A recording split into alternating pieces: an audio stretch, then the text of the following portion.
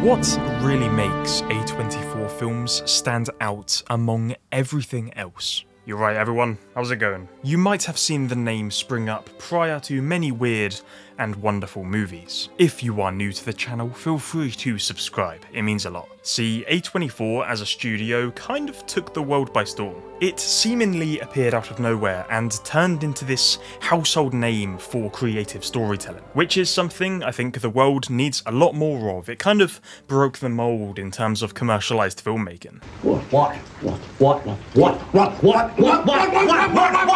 The company started in 2012. It was founded with the intention of becoming a place of creativity. David Finkel, Daniel Katz and John Hodges were the guys who put this thing together in New York. Katz actually had a lot of experience and contacts in film finance, which definitely helped pump A24 from a distribution company into a full-blown production company. We're gonna watch every move, everything you do, how the business operates, what you take in, and where the money's going. Previously, they would just acquire the distribution rights of independent films and then sell them off, and that's how the majority of distribution companies are kind of handled. At least in the indie scene, other collaborators and distributors will have a lot more say-so over what type of material they're selling, which is when you get into the whole executive side of things. Big man thing, yeah? It's not looking good, bruv. It's not looking good. What's interesting is A24 seems to hide behind this veil of looking like an indie company which supports indie filmmakers, but under the bonnet it's got some great minds involved which has allowed the studio to operate on par with larger companies. I think, we all know what those companies are. I, and everyone else who watches these films, am taken to a completely different place, because this company gives creatives an outlet to shine. A24 is a place where metaphors and visual storytelling can be balanced with the purpose of generating revenue. Unfortunately, a lot of studios lean one specific way with this. That's the cool thing. The principle was to give storytellers, directors, almost entirely full control over their own projects. One of my favourite examples of this is Talk to Me.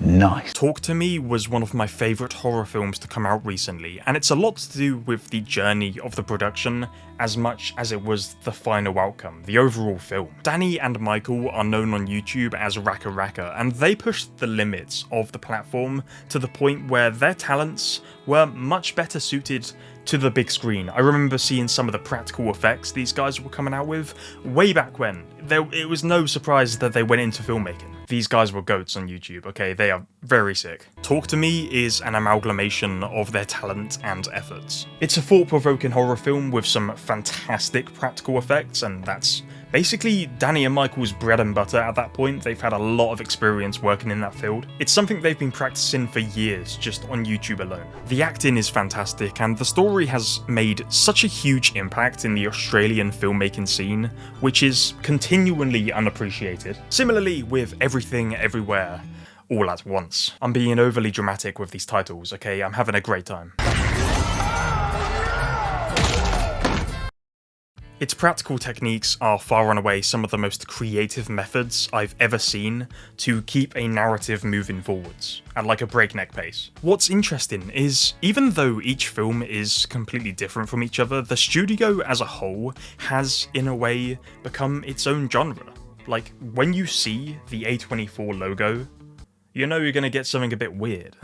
You're going to get an A24 style movie, and it's really tricky for a production company to build its own brand in such a personal way. Another example of this could be like Aardman. I mean, when you see the Aardman logo pop up, it's like, yeah, we're gonna get something good. Identity is what makes their company tick, and each film is imprinted with the core values of the creators themselves. With creative freedom comes authenticity. And these films are like the definition of authentic. It's why people consider a lot of them to be really odd and I love it. Yeah, there's a few films I'm not as much of a fan of. I mean, look, you can't love everything. I won't sugarcoat things, but I'd rather see a mediocre film which someone had like a lot of creative control over, as opposed to a project which is overlooked by this production company, which tends to cut all essence of originality and replaces it with things that can just make the most amount of money. But that's a completely different market in itself, and people still watch those types of films and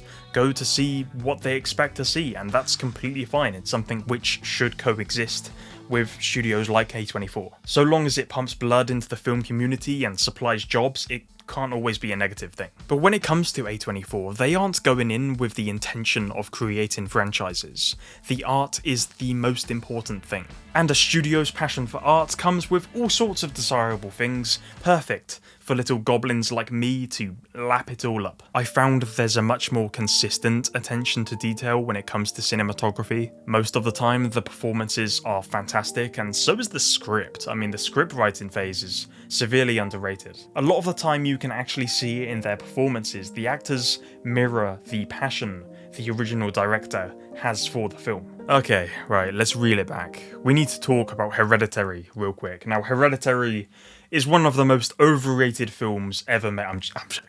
It's I'm kidding, guys. Okay, Hereditary is a great film. The fact that Toni Collette didn't get an Oscar nomination for this is kind of crazy. I really don't care about the Oscars in the slightest unless I'm taking the piss out of it. But horror films deserve way more attention just in general in the award scene, alongside stunts, okay? Best stunt performance should be a separate category on its own.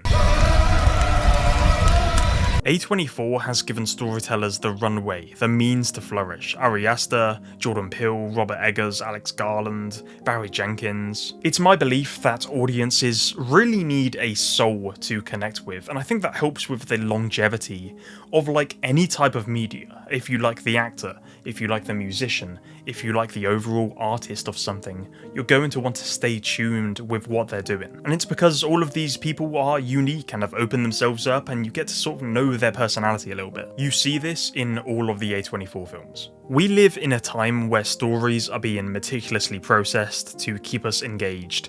It's clear that a lot of media we ingest can be disingenuous, created purely to make money or otherwise to anger people, which also in turn makes more money because of engagement traffic. It's a cesspit. But when I watch an A24 film, love it or hate it, it's coming from a place of realness, and that just makes me appreciate it so much more. You see the work put in, you hear the voice of the director, and you definitely notice how it's trying to break the mold. That is something to be admired. And I hope the studio remains on the same path as it is, because it's something artists actually need. Thank you so much for watching, feel free to subscribe and take care.